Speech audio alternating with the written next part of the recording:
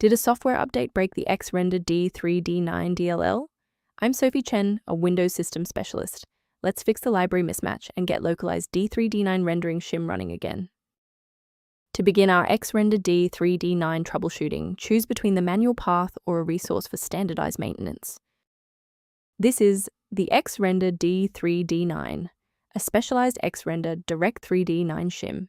It manages the unmanaged translation of 2D rendering commands into D3D9 hardware-accelerated visual manifests for specialized media or desktop environments. Now let's dive into the solution, starting with a standard reinstallation. Missing X-Render D3D9. DLL data often points to a failed patch within the localized D3D9 rendering shim integration, and reinstalling the latest version of the program, where you saw the error, will automatically replace the corrupted library. If the application still won't initialize, we need to shift our focus to how the Windows loader is interacting with the library.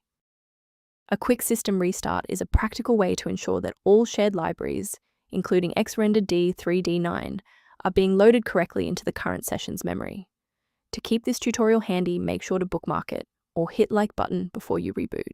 It saves you from having to look for the video again once you're back online. If the software remains unresponsive after the reboot, we'll transition to manual environment synchronization. Feel free to pause the video during the sync process. Sometimes a simple restart isn't enough for broken runtimes. Follow these steps to refresh the redistributable files. First, go to Control Panel, then select Programs and Features. Second, find every Microsoft Visual C++ Redistributable 2005 through 2022.